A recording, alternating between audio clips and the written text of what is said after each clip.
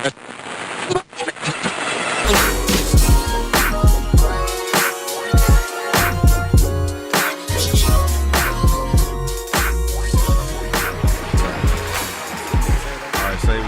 back at it, man. Homegrown Radio. Chuck Dizzle, DJ Head. West Coast. Man, finally feeling a lot better, man. I was down for some weeks. Chuck Dizzle, listen. Kind of like, I'm not out of it, but yes. Chuck Dizzle was at the strip club tongue kissing girls. Shut the fuck up. And he got that bullshit in his throat. Don't say none of that. That's not what happened. Chuck Dizzle was at the strip club. Why you use medical terms? Like, he got bullshit, literal? Because, listen. That's a disease, Listen, man. Chuck Dizzle went to the strip club. He was tongue kissing girls. And this is some bullshit. In the champagne room, and he caught that shit. You know what I'm saying? That's what it is? What? Technical term, that's medical terminology right there. Well, yeah, and that's Murs, goddamn it, in the building. Murs in the building with us. Sorry, I'm here on a professional capacity to translate the high-tech medical jargon. Head is like, so the shit. The shit is a medical translation. term. Yeah. Yes. Now, okay, Serious. real quick, just to get this out of the way. I know we say this like every single time, but I want to, for the record, Murs or Murs? Like a purse, but with an M. So when people say Murs, do you correct them? No, I don't. You just said fuck it. Guess how it's spelled. At what point did you stop giving a fuck? Did you? I never care. I didn't even notice the difference to other people. So, do you notice people? Gotcha. No, I don't care. Yeah, because I was saying Murs for the longest. Me too. And then I heard obviously in some of the records and some of the interviews was like Murs. I'm like, oh shit, I've been saying this shit fucked up the whole time. Yeah, but it's literally just a tempo thing. Very true. If you say it at 77 BPM, look at he put in DJ. Right. You're so technical, man. Your mind. This is some shit going on up here. That's a technical term. I didn't know if it was something Yeah, like some shit going on. Like are you a cyborg, my nigga? Like artificial intelligence? He is not human. Yeah, he's not human. Straight up. DJ Head, because there's. I was just talking to my little homie DZ about this, and I think, excuse me, Bang Loose, we're live. Thank you. God damn it. We appreciate you, Bang Loose. I try to help Bang Loose out. He just fucked up. You know, like some Negroes don't have. You know what I'm saying? The 40-year-old Crips, you just can't help out. Some Negroes just don't have home training. Anyway, like I was saying, right? DZ and need lashings. But I was talking to DZ about lashings. Lashings and shackles. That's what you need. Wow. So the thoughts and concerns are from DJ Head. What? Keep going. Django is a free man. Keep going, man. All right. Look at that nigga on that name. That nigga on that name. So DJ. So no, I was talking to DZ about this, and my brain, I really think like a MacBook. So like, it's the shortest distance between 2 points. I don't want a bunch of jargon. Don't pitch me. I was talking to somebody else at iHeart, and I told him, I said, bro, stop selling me on some shit I agreed to already. Like, you know what I'm saying? You already hit agree. Yeah, like if I tell Murs, I'm like, Murs, we're gonna do the homegrown interview. Come through. He's like, yeah, because what I'm saying, I got this project. Murs, just go. God damn it, pull up. And we, you know what I'm saying? Yeah, but I got songs, you know what I'm saying? The project, I hate that shit. That shit bothers the fuck out of me. Like, it's not their fault because they do a lot of bullshit. People, they have to convince everybody else they didn't know that. Yeah, I get it. They don't know your OS. Yeah, well, they don't know your I'm on Mac system. OS. It's High Sierra around this bitch. High Sierra, nigga. You know what I'm saying? Hey, all my plugins still work. West Coast. Now, this show is brought to you by the homie Curtis King, man. He's got a dope-ass book out right now, man. The prosperous hip-hop producer, my beat-making journey from my grandma's patio to a six-figure business, man. I finally got a chance to read it. You read the whole book? I read the whole book. You didn't read it. You read the... Hold on, wait. I read the whole motherfucking book. Hold on. That shit is hard as fuck. Hold on, real quick. I opened the book and read the shit. From cover to cover. From cover to... Well, I'm not going to say cover to cover. I read it. I didn't read the last little chapter that was like really specifically for producers. Everything else, I read all 13 chapters. This shit is fucking phenomenal. He came through a couple weeks back, talked to us, gave us a book then, and I didn't get a chance to, check it out. But when I was down, I was out for a couple days. So it took when you got the shit. I was going to read it, but I got the shit, so I was down for a couple days. Okay, well, you open this book. Let me tell you something about Curtis King, and I want to say this. I want to say this on camera. Yeah. I'm really proud of Curtis. Yeah, man. I remember when we were campaigning to get Curtis on Paid Dues, and it's ironic that Murs is sitting right here, so we're gonna talk about that too, and all the beige Negroes that light skinned niggas with fine ass mamas. Yeah, So yeah, we hella disrespectful right now. He's looking like, but yeah, shout out to Curtis King. But I will not be reading your book. Why not? In its entirety. Well, he got the audio book, so you gonna read. I'll listen to the audio book. I'll listen to you. I'll listen to the audio book from you. Yeah, I don't give a fuck. I'm not finna do the work. Yeah, man. You know You're what I'm not saying? about to use your eyes. I gotta use my eyes to drive. So if I can use my ears, it's that shit. I'm about multitasking. That's why I'm a giant trackpad. I'm a giant. You just full of one. I'm a giant trackpad. You a MacBook. OS High Sierra. You I'm multitasking with gestures. That's some bullshit. West Coast. So you're not gonna read the book. You're not gonna read. I'm not reading nobody's book. Well, the book. Okay. Let me see. No, I didn't read. No, I haven't read a book, and I'm not reading nobody's book. Also, every book that you read in the past, like year, 2 years, what's the last book you read? That I read? That you actually picked up and read, and it was like, damn, this is some fire shit. Or because you this read, is like Nas and DMX and Belly where they ride in the car. Hey, I gotta convince this. When's the last time you read? Never, motherfucker. Never, nigga. Like who the fuck? Never. Hold on. But you read articles though, right? I read articles. So at what point? What's the limit for you to say, all right, you know what? Fuck this bullshit. I'm not reading no more. I think 2 scrolls. Two scrolls. Yeah. So like that's 3 paragraphs. You know, no. So like, listen, if I'm on a website, I go full screen. You got 2-3 scrolls max. That's it. Like with the Quincy Jones shit you told me to. Right, the interview. I'm not reading that whole motherfucking interview. Where's the audio? Did you read the interview? Yeah, if you can't read, nigga, he shit on the Beatles. I don't give a fuck about the Beatles. Come on, man. I don't give a fuck about the Beatles. But the content was compelling. Like, how you gonna talk shit about your own man's mic? Like, man, that nigga didn't write none of that shit. I don't give a fuck. He didn't say nothing bad about Tupac though, right? Nah, I take I was that back. surprised. Yeah, But you know what? They didn't ask him anything about Tupac. I was nervous. I was like, you can't say nothing bad. But a lot of about the interview him was to me. cut off too. So who knows? Who knows? That might, man. Look, if you listen to whoever did that interview, if you got an excerpt from Tupac, that should have do hella clicks right about now. Yeah, because I wouldn't watch it. I can't have Quincy Jones saying nothing bad about it. Man, that'd be hard. That'd be kind of hard. You ain't gonna press it. Check out. Who? Q? Yeah, Hell Quincy. nah, man. Have you certain niggas that been floating around this industry for years, you just don't say shit to. Yeah. Like you look at him like, oh, knock that nigga out. But But like, it's it's a like, fuck. reason nobody ain't never done. Like Russell Simmons is one of them niggas. You know what I'm saying? Russell Simmons one of them, like, Quincy look at this little yoga Jones. vegan ass nigga. I'll fuck cuz up. And he be Like, wait a you know minute, what? hold on. I might not He done fuck lasted with through Suge Knight. Right. He done All lasted through types of Jam Master Jay. Like he been around some real thorough ass niggas.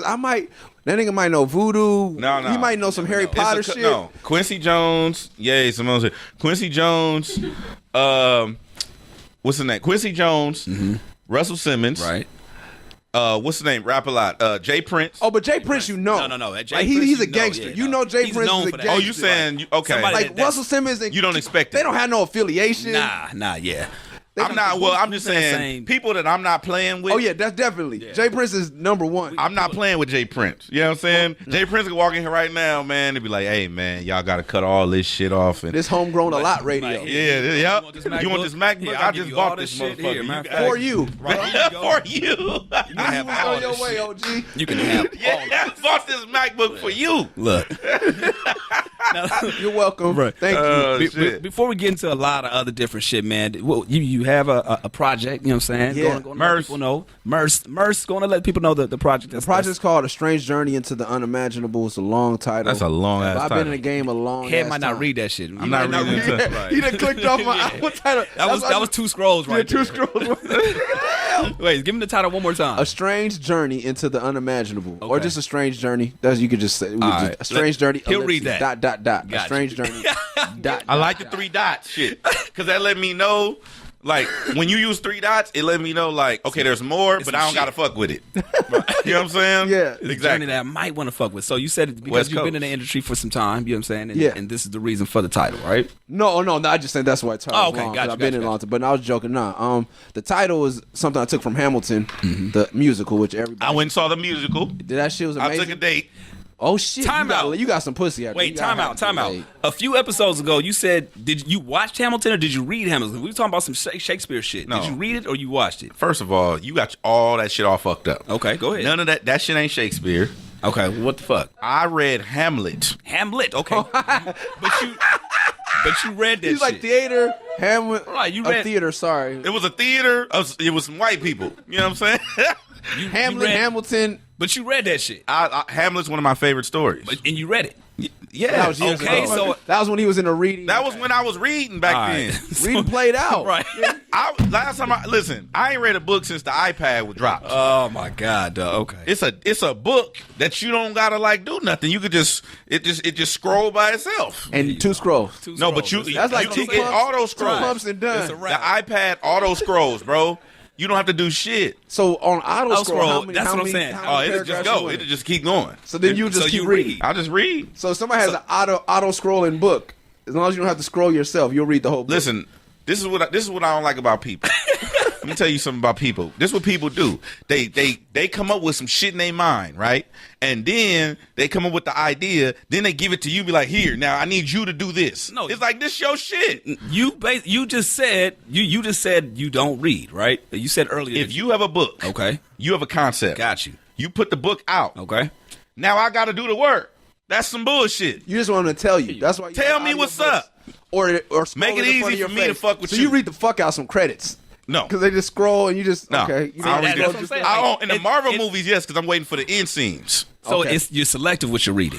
100%. There it is. Okay, that's all I want to know. Selective reading. You're selective with your reading. 100%. Don't sit there and say you don't read. You're selective. I do be reading, but I don't. So you saw Hamilton. Did you like it? Yeah, I did like Hamilton. That shit was the shit. That shit was the shit. It was hella. What I liked about Hamilton was the fact that it wasn't. They let black people shine, but I just thought that. I don't know, like it was long as fuck. That was probably the only thing. I'm not used to going to shit like that where it's long as fuck. And, that was it. But I thought it was really dope. It was amazing. It's like, to me, one of the most important things that happened in hip hop. Really? And the first song I ever did solo, I stole from. And wasn't he the dude Latino? Yeah, Lin-Manuel Miranda. Should be in everybody's top 5. To do some black shit. That's crazy. That nigga wrote a whole 3-hour rap. Wow. With battle scenes and some more shit. The whole shit, and historically accurate. God damn. He's a cold nigga. Check that shit out. So anyway, back to your project. Yeah, so I named it after some shit happened. But, because it's about, this album is just sad. So we get all the sad shit out of the way. Yeah, let's do that. So everything, I got divorced, separated from my son. I had a case. I beat my case. What kind of case? I can't talk about this. Some Tupac but shit. No right gangster now. shit. Right, okay. Wasn't no gangster shit. Well, I don't want to know. Yeah, it was some bullshit. I'm asking for the listeners. It wasn't sexual and it wasn't gangster. There we go. I'm asking for the listeners. I don't want to know shit. Yeah. So I'm legally not able to talk about it. They gonna definitely pull this But I beat that motherfucker. Okay, so you beat that bitch with a bat. Yeah. So whoa, easy. No. Not without her consent. Yeah. Oh, I like that. I'm stealing that. You gonna hear that on the radio this weekend. 100%. So then I reconnected with a young lady and we fell in love. We got engaged. We got pregnant. And after all the shit that happened to me, 40 weeks into the pregnancy, our newborn baby died in labor. Wow. And we had to bury him, and that fucked me up. And that was right when Captain California dropped, so I had to cancel my tour, cancel my shows. I was fucked up for a long time. But 2 years ago, whatever, I picked out 3/16 as my release date. So Strange was like, if you still want to release the album, it's been a couple months, are you feeling up to it? We still really want you to keep this date. It's your 40th birthday. So I had a lot of sad, dark shit to say, and a lot of happy shit. So it's a very pure, raw album because they're like, you got 5 weeks, and I was like, all right, I got a lot of shit to talk about. I got a lot of shit. Right. Yeah, you got hella shit. As the LAPD once told me after they fuck with me for no reason. But now you got something to rap about. The LAPD told you that? Oh, nigga, they closed down Highland, 6-7 lanes right by Hollywood Bowl. Chopper. 3 cars this side, 3 cars northbound, 3 cars southbound, shut down the whole shit, made me get out in the middle, put my forehead on the ground because some bitch in K-Town got armed robbery, was it? And I was a suspect because I was driving a car and I was black. Out of here. Had me out there, standing on a curb, cuffed up, shining a light in my face. Is that him? No. Is that him? No. Are you sure? No. Another car come up. Are you sure? Motherfucker, they just told you no twice. Wow. Put me in the back. You want to talk to our commanding officer? No, nigga, I want to go home. Right. It's the weekend. I ain't trying to go to county jail. Hell, not on a Friday. You sure you don't want to make a follow report? I was like, no, what do you do? I was like, I rap. Well, now you have something to rap about. Wow. Damn. Hour later, scared as shit. I'm like, fuck, man. So yeah, I had a lot to rap about. Wow. Damn, thank you, LAPD. Man. But yeah, so that was this year. Mm-hmm. It's been a crazy. These past 3 or 4 years have been really crazy for me. It's like when bad shit keep happening. Oh, that's the end. Okay, I'm through it. Oh, I'm through it, and then. So we are expecting a new child. And, congratulations on that too, man. So Chuck Dizzle's gonna be a father too. Man, I'm expecting it in June, man. Okay, so June. That's amazing. So we on our comeback mission, trying to get some good energy back. And absolutely. So I put this album out because rappers don't talk about that shit. So the hell I talk about that. You know who? I like that. I like that a lot of artists are opening up. Because I mean, transparency is key in this day, and we're in the age of transparency. People gonna know anyway via social media. People talk, gossip, TMZ, all kind of shit, right? People getting ran up on, but. What's dope to me is that when you own your narrative, like the Kevin Hart situation, but then also what you just told us, you owned your situation. Like Remy Ma made it a point to go through, when she went through what she went through as far as trying to get pregnant and all that kind of stuff. You put that out there because I think that's important to empower other people who are going through similar circumstances. Exactly. I wish a lot. Like when I got into the business, I started seeing some of my favorite gangster rappers have been married for 15, 20. I was like, nigga, why? Why didn't you talk about this This whole time? You didn't tell us about that. Yeah. Nigga, you make some cold ass chicken soup. You're a great father, man. That would have helped me out a long time ago. E40 is like my Bill Cosby, you know, because he's colorful. He has all the all the funny voices and shit. But he's a great dad. He need to write a book, man. I think so too. Along with the wine and all the other shit. Just he might as well, because I listen to him because I know that he understands my background. Someone like Bill Cosby, who I have the fatherhood book, and I don't give a fuck what he's going through now. He still has some good shit to say. But he doesn't know our era. He doesn't know, like, he's not familiar with this E40 shit. Comes from era, the crack era. Absolutely. So he could tell me how to parent. Money. Right. Yeah. Oh man, when I went to his house, he showed me the picture. Like, nigga, we used to drive from Vallejo to the Slauson swap meet because we couldn't get the fly D-boy shit in Vallejo. Really? We had to. He's like, this is the green pickup truck. We used to drive this motherfucker down the Slauson swap meet and get fresh. Show me the pictures with the Uzi, the whole like he had. Like me and 40 was out and here. D-Shot and Be Legit. Like they was really doing it. He's like, but when I found out, I paid $40, my Uncle Charles, whatever, he told me the whole story, first record, and I flipped that so many times, and I just did the math, and I was like, oh, fuck. Yeah. Fuck dope. Shit. Right. And that's how he records like he records, because it's just like. It is dope. It's money down, yeah. Now he got liquor.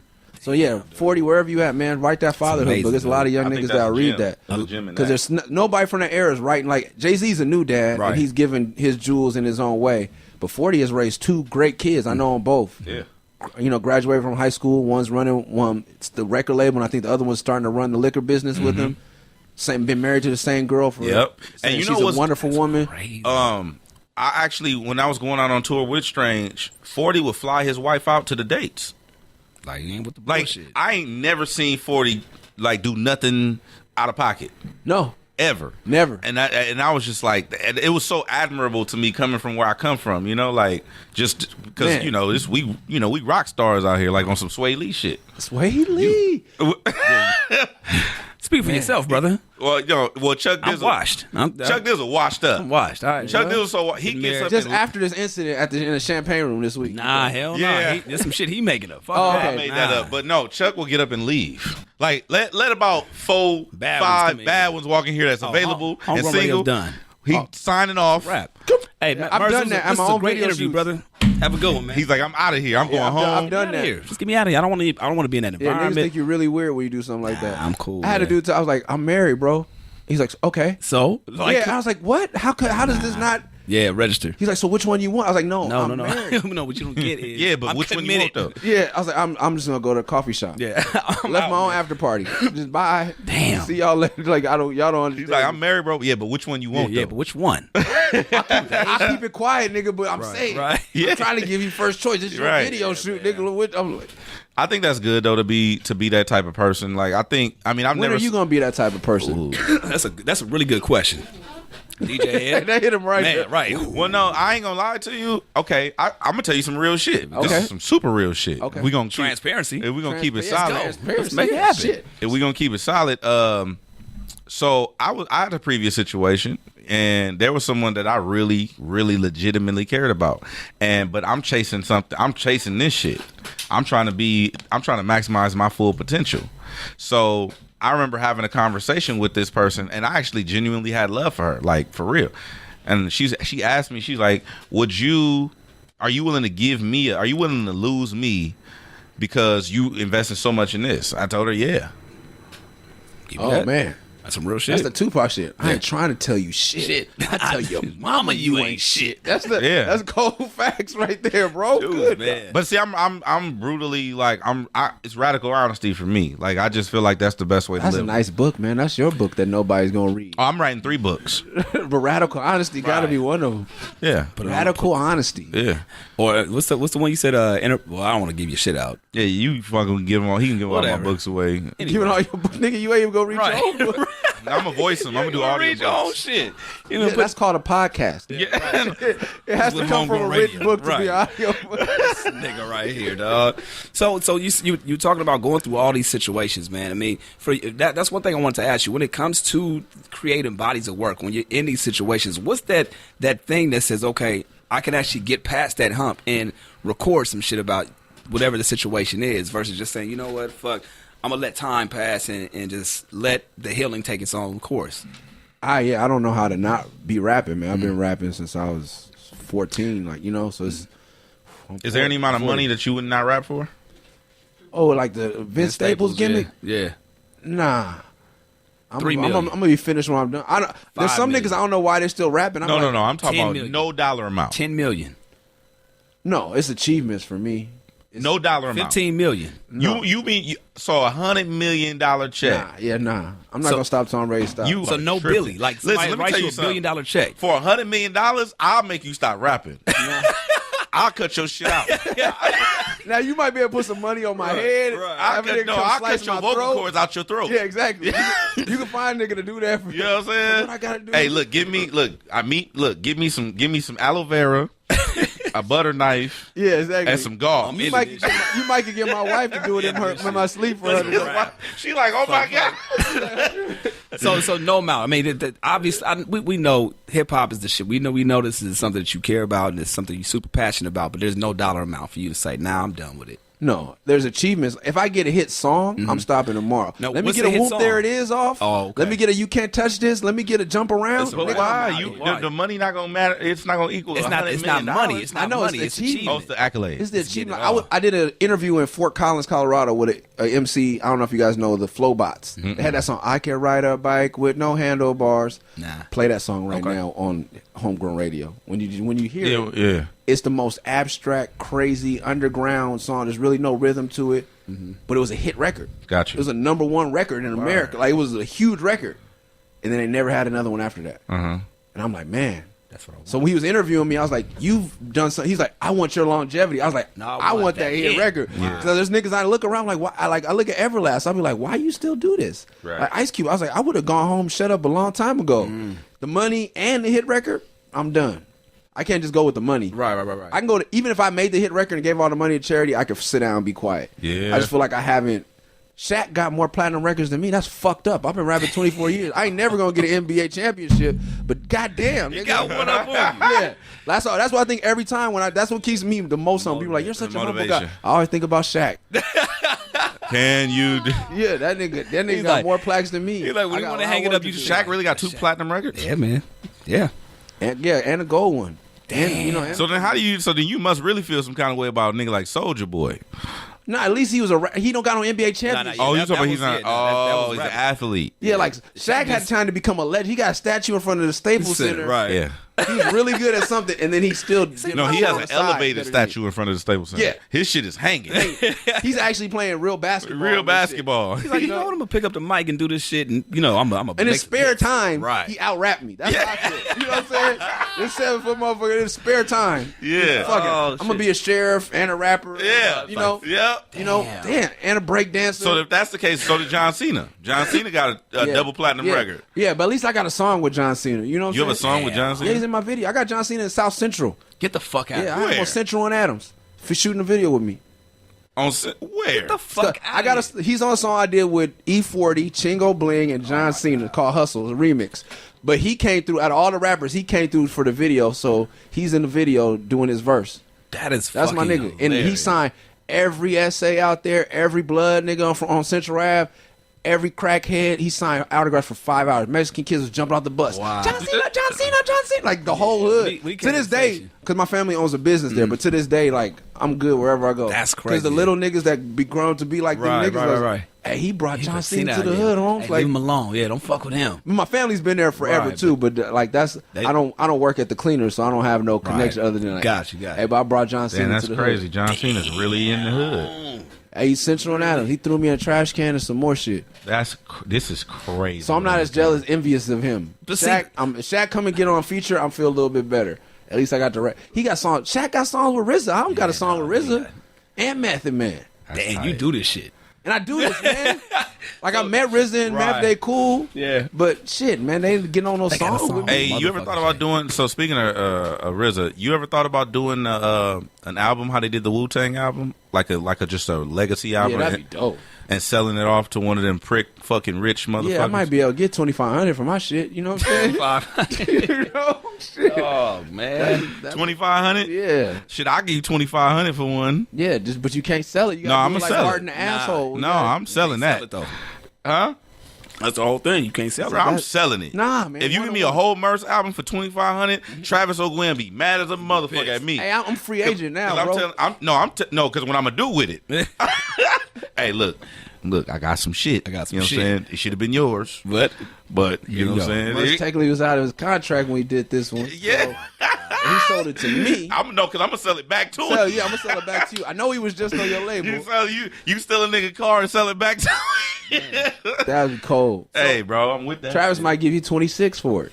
No, You might get 100. give me One up, 26. right. You might be like, I'll give you 26. I'm gonna go right back to him and sell it. Trust me. double up. so this project is the last one on Strange? Or Yes, is it- and depending on what happens, but yeah, I'm technically filled my contractual obligations with Strange. What's the mindset now moving forward? Like in terms of do you continue to do like the independent shit, or you want to sign? Like I mean, because the thing is, you got the name, you got the presence, people fuck with you, but you know.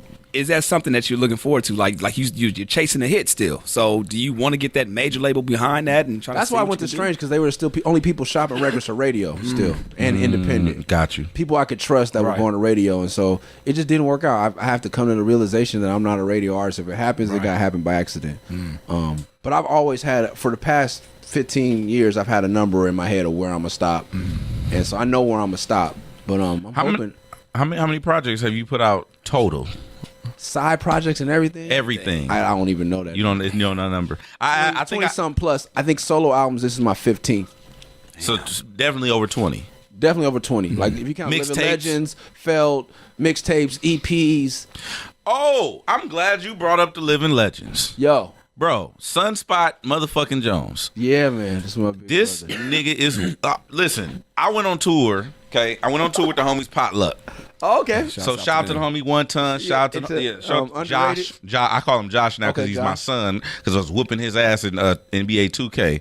We was on damn. tour Your bus. son? Oh, You I have a white son? No, we bet for titles. You have a call. Like that's how we play. We don't like me and the homies when we bet. I don't want your money. I want 300 push-ups Wait, on call wait, whenever please- I want them. Please don't tell me he has to call you daddy when he sees you. He called. I'm his father. No, So that's what we play for titles. nah, he don't do He has that. to call you his father. That's my Ask father. him. Call him right now. Call him right now. Hell no, I ain't calling underrated right now. He not gonna call. No, I want to hear him call You're you his father. He gotta take you your got. call, He got to nigga, take your right call. now. I don't Call want to the do nigga. that right now. I ain't gonna put him out there. He the homie. But you can hit him and ask him. And I'm gonna say, who's your father? Who's your father? that's my son. Yeah. So If you can't call that nigga right now, he gonna say that shit. It don't exist. You talking all that shit? He better pick up and he better call you father. I don't know if this is the same number. Let's see. Damn, your son done changed his number. Let's on see. you. Right. Brand new. You better. Put it on speaker. Let's see what happens. This is what.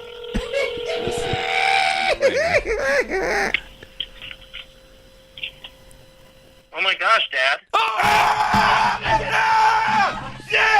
Yes, God damn it! That's the fuck I'm talking about. Underrated.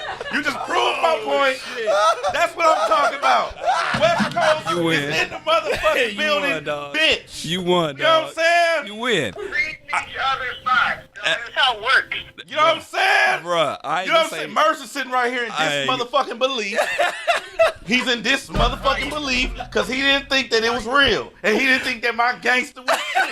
You know what I'm saying? Come on, man. You know what I'm saying? Oh, Sure, dog. No one needs to test your gangster on that game, Dad. That's what I'm talking about, God damn it. You hear what I'm saying? All right, Don't you ever in life. Matter of fact, this interview over, God This damn it. probably like the You know what I'm saying? Hey, hey, Josh, is I'm going to call you probably- back when I finish cussing Murs ass out. This is crazy. I'm telling This might be the single. Tell Mercer say what's up, bro. What up, man? All right, bro.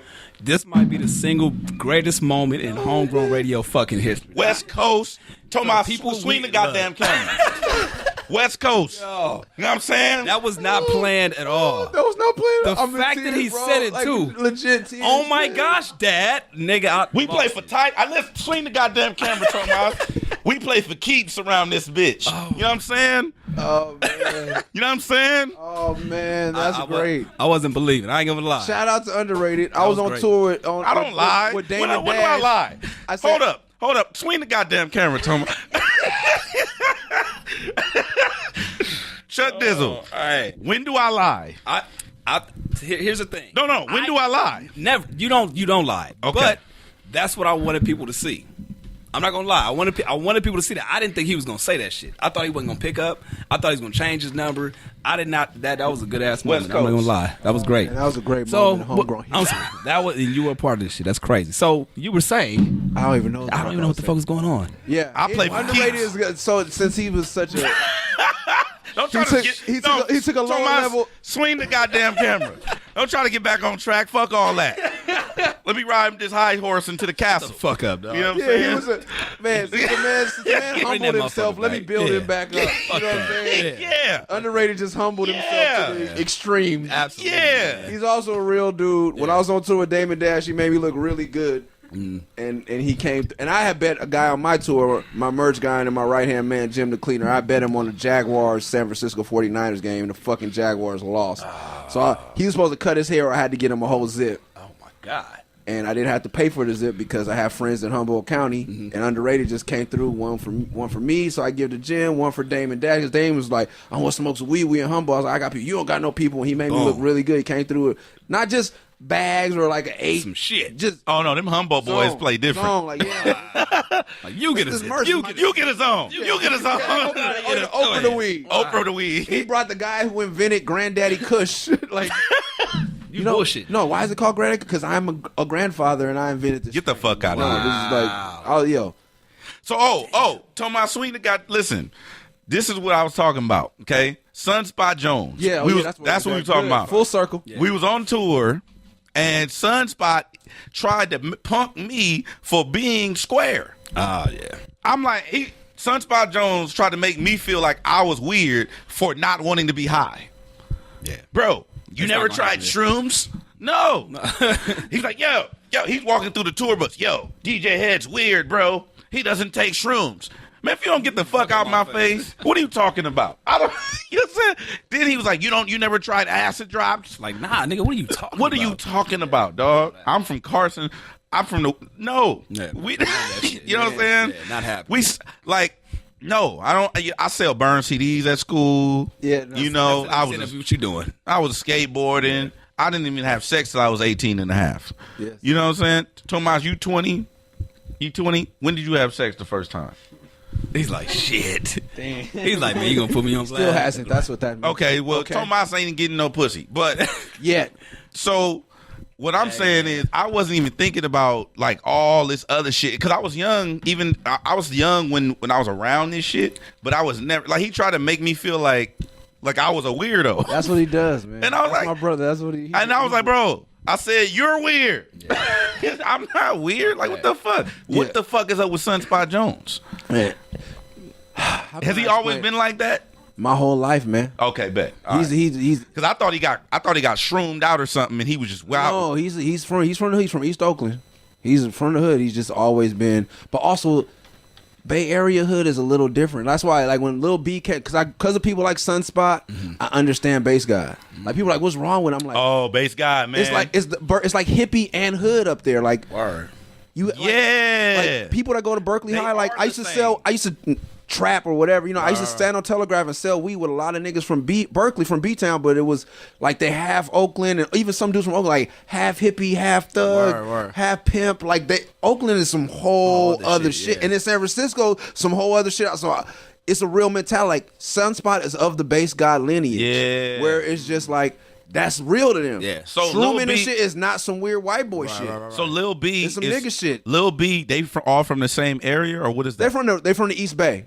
There's Gotcha. a city and there's a South Bay, which is San Jose, and then there's the East Bay, which is Oakland, Berkeley, you know, the town, and then there's a city, which is San Francisco, and there's different vibes everywhere. Everywhere you go. But, But they like the hippie hood. East Bay is hippie. There's some real there's Jacka.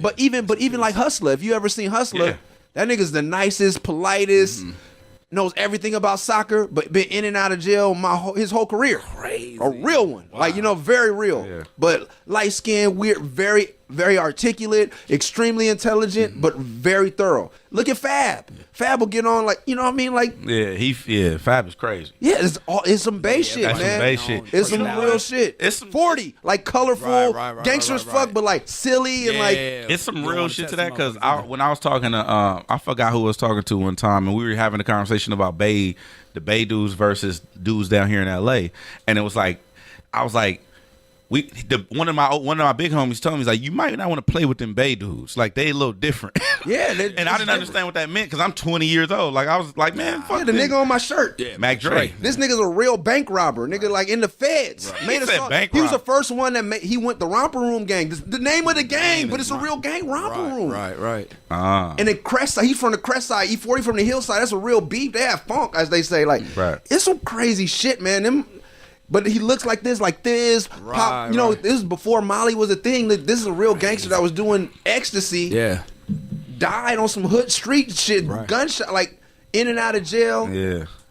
He was the first rapper to record an album in jail on the voicemail over the phone. Crazy, dog. Like, but you hear the Max Dre's music. It's fun. It's not like no sinister. Like, it's not Dr. Dre.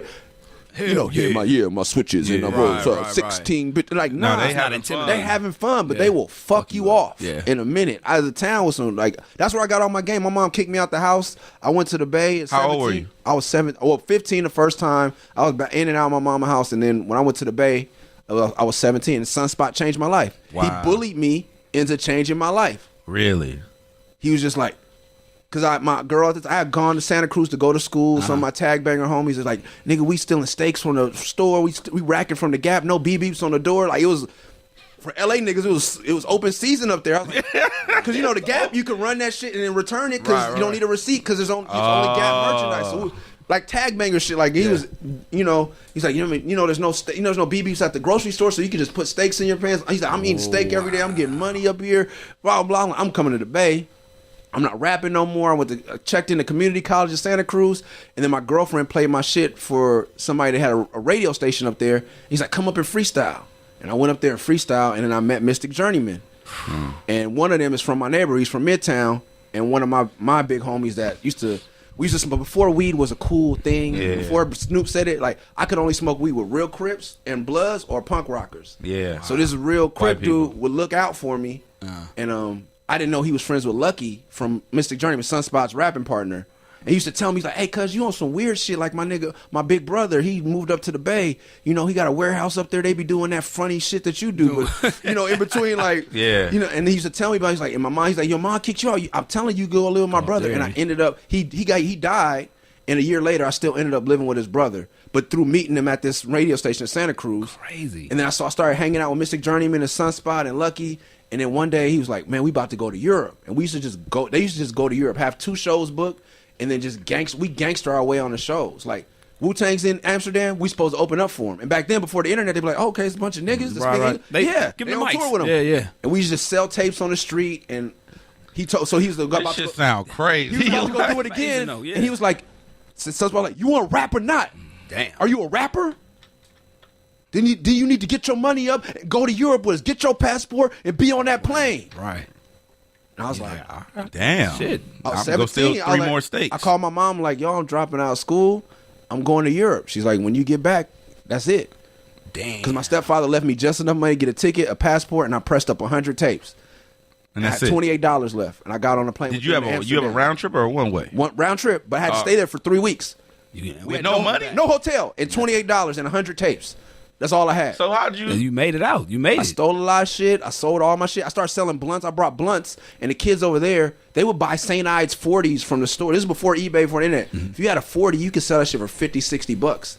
And I went to kids' house who had 40 ounces of St. Ides on their mantle. Wow. I met a kid in Germany that asked to see my gun and was dead ass serious. Get the fuck out. You from LA? Just because of what they see on TV. Let me see your gun. Minister Society. Let me see. What? Like pulling my shirt up. What year is this? Why you bullshit? I was like, what? This was 96. Oh, so this is April 96. Wow. I just turned 18. That shit is crazy. And so I'm over there with them, literally sleeping in abandoned buildings on the floor, like snow. First time I ever been in snow and shit. I'm like, this is crazy, man. What the fuck? But all because Sunspot said, you a rap or not? Wow, you gonna do it? And I was like, yeah, I'm a rapper.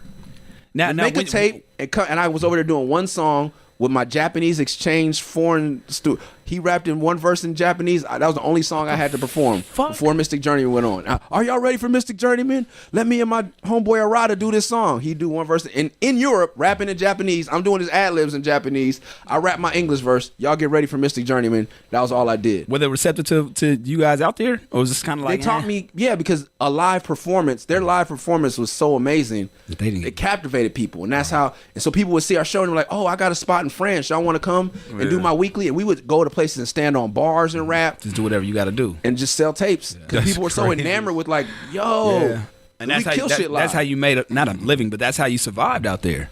Yeah. And then I came back and I had nothing. And I was sleeping on Sunspot floor with a not even a silk sari. Like they dated Indian girls. So the Indian girls had saris. They had no couch in Oakland. I slept in their living room with no couch on the carpet with a sari. Like this for weeks. Wow. Trying to flip my little weed. But then I got up there and the weed game was different. Because we was doing stress down here. I get an ounce for $30. They want $300 for an ounce. I was like, what is this? What the fuck? I went through so much shit. So that's when I learned with town niggas. Yeah. Because my homie from Stockton put me up on game. My homie from Berkeley. And I was like, yo, like they're like, yo, sacks. Because I was like, that's a short sack. That's but they were doing real grams. Like here you had to give a nigga 2 grams to equal get high. But there you had to. So I was at a party. I was out selling nigga. Everybody's coming by sacks from me. I didn't get that I had stuffed my shit. Right. So my nigga from Stockton, he's like, hey, my nigga, like, not only are you fucking up my money. You fucking up your shit. You fucking up your shit. How much you pay for that? I was like, I bought the zip for like $300. He's like, how much money you make? I was like, I made $180. He's like, what's wrong? I was like, he's like, look at my sacks and look at your sacks. Your sacks are bigger, so everybody's coming to you, but you were fucking off. So it was a whole thing, and I had to sell weed and whatever because my mama she cut me off. That's crazy. I was 18 years old, but Sunspot Jones, and then he would come in and do shit like that, like, we doing a song right now, nigga. He didn't use nigga back there. He's nigga now. We doing a song right now. Everybody got 15 minutes to write a verse. What? Some niggas was on your ass. What? When I heard the name of that group, I was like, Mystic Journeyman, because my homie from the neighborhood was telling me, he's like, oh yeah, my brother got a group called Mystic Journeyman. I was like, okay, these some dreadlock incense niggas. Whatever. Them niggas just lifted weights and ate cheese sandwiches in Oakland every day. Niggas was diesel as fuck. Not fucking around. And he said lifting weights and eating cheese sandwiches. He would give you a Charlie horse or whatever if you didn't finish your verse.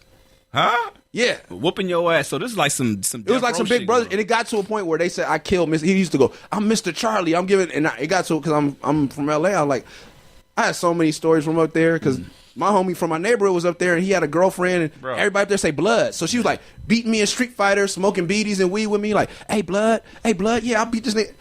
So I told my homie, I was like, come here, man, we gotta go. I was like, hey man, you got this. Why is she talking to me like that, man? Like I was hot because she was beating me in the video game and she was blooding me. I was like, she can't blood me no more, my nigga. I'm gonna slap this bitch. Like, what the fuck? I was like, I thought you was from the block. Like, what's you got? You just gonna let her do this shit? Did you put hands on her? He laughed in my face. He's like, nigga, everybody says say blood, that shit, stupid. That's not gang related. Yeah, you didn't get it. Yeah. I was like, oh, damn, dude. I was like, oh. No, when I first started going to the Bay, that was a big adjustment for me too. Just because it's certain trigger words you listen for, man. And you know what I'm saying? And like, I'm not even a gangbanger. Like I'm not a gang member. Yeah, but I was like, hey man, she's like banging on me because when people do that, it's like they're like cousin you or blooding you. Mm-hmm. Like they thought it was so funny. Like this guy, that gangbanger, that's so funny. Right. And it just became cool when I cussed them, and then I got to the point where I was like, blood, blood, let's go, because it's just more love. It's just lingo, yeah. But yeah, man, that's Sunspot Jones. Back to if I wouldn't be here today if it wasn't for him bullying me. That's and people are like, how can you write so fast? I'm like, because there was a nigga that could bench press 300 pounds walking around socking niggas that didn't have their verse ready. Yeah. And blood. Gotta have the shit ready. That's good. Oh, no, what I was gonna say is I was gonna ask something else, but now one thing that I know that a lot of artists got from the Bay, artists and stuff like that, is the independent hustle. Like, oh man. And do you, like, cause you've always, I mean, have you ever signed to a major? Yeah, I was on Warner. Well, no, I'm talking about other than that. Like, I'm sorry, after your major label situation, have you ever wanted to go back to a major? Put it that way. No, only because of your experience, what I saw there, and it's not my personal experience, but I was signed by the president's son. I was at Tom Wally's house hanging out. Like the president of Warner Brothers, the guy who signed Primus and started Interscope, and Tupac started Interscope with a legend. He started in the mailroom of Warner Brothers, worked his way to the president. Get the fuck out of here. That's how long he's been in the music game. Right. Politics, Leor Cohen came along and fired him. Get the fuck Froze my project, fired everyone Tom had ever hired, kept his son on. Like, it was some whole corporate shit. I saw that shit and I was like, man. They overthrow the government. Yeah, I was like, yo, like, because I was good in that building. Like, I had Ted Chung as my manager, who was also Snoop Dogg's manager, so nobody fuck with him. Mm-hmm. I'm cool with Tom Wally. Nobody fuck with us. I was doing, in Warner, when niggas couldn't get records out, I was, I got this. Yeah, here we go. Boom. You know, I wasn't shelved. I came in. I did everything I needed to do. Tom looked out for me. And when he lost his job, I was like, if he could go out like that, I moved to Tucson. I was like, I don't want nothing to do with the Hollywood. But I was like, this shit's cold. This is a cutthroat ass game. Oh, so that kind of discouraged you. Yeah, I was like, because my management said, they were like, so you want us to approach another major label? I was like, I don't want if it goes like this, fuck that. Yeah, I talked to Todd Moskowitz the next day because we had a song called Everything, which is still one of my biggest songs, and it never got the push. It was supposed to go to radio. James Blake, who's a famous singer, was on the hook. And he cleared it because he doesn't clear rap, but he liked the message of my song. He was going to be in the video. We were going to do this whole like alternative rap, like what I need, because I don't go to urban. Yeah. He was going to help me get the push that I needed with a positive message in the song. And so I called Todd. I was like, yo, so what's up with my record? For what I know, the story I know, J-Rock had Ghetto. That was starting to go at radio. All My Life, yeah. He pulled that shit. Wow. Damn. Because it was during Tom's thing. I was like, this was a big record for the West Coast. Right. Exactly. I was so happy, and I had talked to J-Rock. I was like, I'm so happy because when I was going to radio, the radio people were like, we like you, but we need more. Yeah. It just can't be you coming to the radio. So then 40 had You and That Booty start going. Yep. J-Rock had All My Life start going. I was like, cool. And now I'm a different type of sound. Right, so now you got but it's all Warner. Like, you know, when Def Jam was pushing Foxy, DMX, and we had a kind of, it wasn't the same thing, but we were working on it. Yeah. And that nigga came in there and killed everything. Damn. And I talked to Todd, and he's like, yeah, I don't think you have a single. So that kind of sent you into like, I'm out of here. Yeah, I'm like, I'm gone. So like you literally just packed up and left. I mean, yeah, I just left. I was like, yo, this is on some Dave Chappelle shit. Like this is silly. Like this is really silly. Like I was living at the Palazzo, driving an SL 500. I was the first nigga in the Palazzo. Like I was. Really? Yeah, I was living it, man. First nigga in High when there was no black people going to High. Crazy. That's like drop my Benz off in front, get a bounce $100, walk in that motherfucker. I was good, living everything, and I was like, yo, this is. I can't, man. So I mean, cold game. So going through those situations, like, how do you approach going back to it? Like, what makes you say, okay, you know what? Let me muscle up the strength to say, fuck it. I know there's politics. I know there's bullshit that happens. Let me approach another situation or potentially get back into this business where I know it's fucking so shady. I wasn't never gonna quit the business. I just like with Strange, it was just like this is a way to get back into it where I know Travis O'Gwen and Tech Nine aren't going anywhere. Got you. And when they say something, they mean something. And that was it. And I was like, okay, like I'll try it with them. And Damon Dash, I put out a record with him. Like it was just I want to fuck with the boss. Yeah. And a boss that his own boss. Got you. I had no idea that Tom Wally wasn't the end all be all. Right. So you in your mind you thought that was. Yeah, I thought boss. I was. Gotcha. And I don't like to be in a situation where I'm not working for or working with somebody who's the boss. And so with paid dues, I work with, we were partners. Yeah. With Damon Dash, I was vice president of the label of Blue Rock Records. Got you. With Travis O'Gwen, like I have a relationship directly with Trav, and I know Trav is a man of his word. So those are the things I want to be involved with. I can't be involved with politics, and I'm learning to be more networking when being back in LA. 'Cause I didn't like being here because there's so many rap niggas and like the niggas are posturing. And I'm like, you fucking around with some of these niggas, you get shot. Yeah, and I'm not trying to run around with 30 niggas with me at all times. It's not your style. Yeah, that's not my thing. But then I'm also not the kind of guy that you can say anything to. Right. So it's like I remember talking to a very established rapper. I won't say his name, but he was a mentor in me. And I was driving I had an SL 500 convertible, and my goddaughter stayed on Chris Sean Exposition. I was still going to Earl's Hot Dogs. Like I want to do things. Yeah, I want to do the regular. So I was like, how do you do what you do? Because you have a nice car, you be everywhere by yourself. He said, oh man, I keep a 45 in the glove compartment. Niggas say something, I just let off a couple. Niggas know you not playing. I was like, man, I came too far to go back there. I can't, man. Like I'm not built like you. I'm not that tough. Yeah, I was like, I'm good, man. So I went to Tucson. I was like, I could buy a triplex, a duplex, you know, start renting shit out and flip my money and come back if I have to. But it was sad because I was like 08, 09, and then when I came, the West Coast went crazy after that. If I was in the mix, it could have been a whole. But for my temperament, I don't think I would have been here. Now you okay? So that's interesting. Was it a year, maybe a year and some change ago? Paid dues came back, right? So we were all thought excited. it was. It was all. Psych. Everybody was all excited. So, well, I guess my question is when that happened, were you in the midst of all the shit that was going on? Was that part of the reason why that show didn't happen? I wish I could say that. No. Okay. That was after everything. When I was trying to pick up the pieces of everything. That was like one of the biggest things. I was like, all right, man, well, let me try to do this. Because it was more for the city than it was for me. We needed that, man. Because I did not, I wasn't cool with the way the New Deal was structured. Some of the ideas they had, like the lineup that they put together, they put certain people on the lineup that I wasn't behind, but I had to act like I was behind it because that was the only way to bring it back. And people were complaining about, you know, Wayne being on it or whoever being on it. And I was like, man, the people I put on there, the other options were Young Thug and blah, blah, blah. So I had to fight the investors to keep. I was like, and then y'all shitting on me for shit, man. I was like, and do you want it back or not? Like, this is the only way I could do it for y'all. You know what I'm saying? And I hated being in that position, but I was trying to do it for the city, and for the culture, so to speak. And it didn't work out, unfortunately.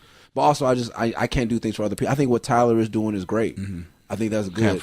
Yeah, and I think there's so many other festivals like because there wasn't a place for Gucci Mane to perform in really, or because he's not technically a super radio artist. Exactly. You know what I mean? Exactly. And then the old school West Coast pioneers were getting swept on. Like I was putting Dog Pound on, and like we were. Quick was doing paid dues, and it was becoming a thing, and so now they have West Fest, and they got a lot of things.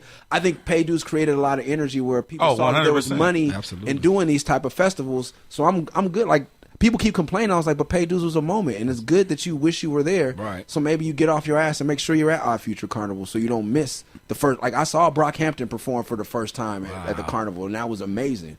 And you're gonna miss. I saw Vince perform at Carnival, and coming from their history with Odd Future and Vince Staples and whatever, like, you know what I mean? So seeing them come together and do something together, and seeing Vince and Tyler work together is amazing to me.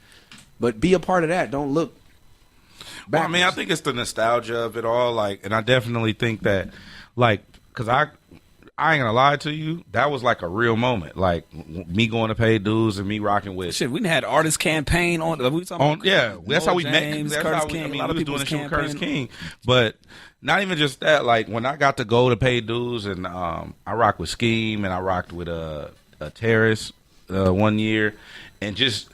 It's just the energy around it, like it's one of those things to me that it's like it was. I felt like it was ours. Yeah, like this is our shit.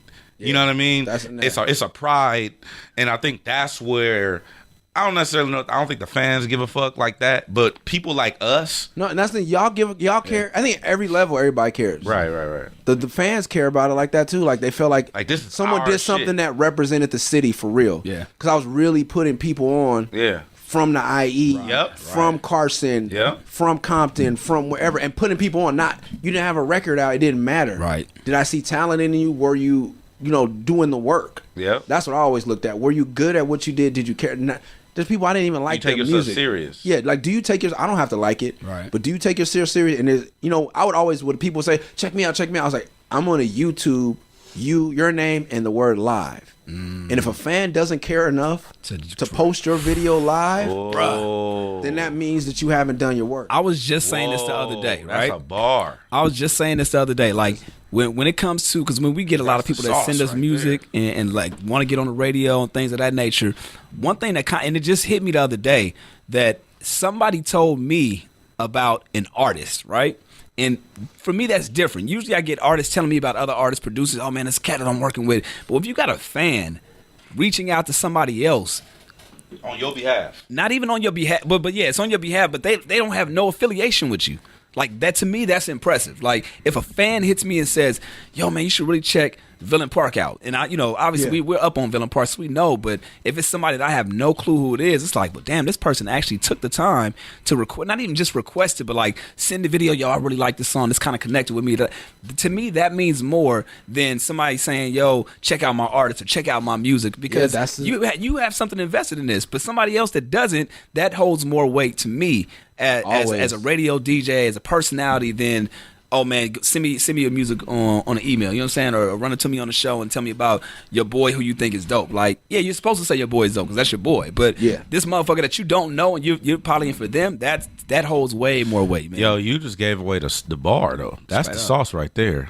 If you just type in some person's name and live, and if some random person hasn't uploaded your shit, because that's a new standard even just for me. Yeah, I'm like, oh damn. Same shit. It's like, yeah, if a fan uploads that shit, then you know it means something. Yeah, I always tell people, like, you're in a room full of rappers and you want to talk to the rappers. I'm like, the fans are the reason that rapper is here. There's way more important people. Like, I used to stand, like I told you, I used to stand outside of clubs. We opened for Busta, Outkast, and afterwards I wouldn't really watch Outkast perform.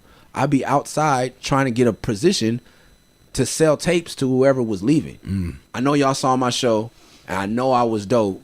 Somebody got, because I got to pay rent. I wasn't trying to be backstage. I was backstage already. Yeah, I could have just waited back there and like try to get my tape to Busta, or I could be out there making fans. Make fans, bro. And that so many people want to be backstage meeting the artists instead of meeting the people that made the artist, because no artist is an artist without fans. People, straight up. And that's, you know, that's a gem. I learned that early, and I always be like, well, what do you think? It don't matter what the fuck I think about your music. I can hate the shit. I put plenty of people I don't like on paid dues. It's not about me. Do you have enough other motherfuckers that care that are gonna pay to see you? Yeah, come support. I'm a businessman. That's a bar right there, bro. And you also did some years before that the Sunset Music Festival, right? Sunset Strip Music. One of the best festival DJs I ever had. West Coast. That shit, that was DJ HED. Wait, say Tomas Swing the goddamn over there. This is like roll a clip, James. Yeah, it's gonna swing the camera. Okay, It's go ahead. gonna be the clip right here. Here you go. You do the whole thing over again. Hey, say fuck. Okay, man, one of the best you gotta say festival DJs I ever had, man,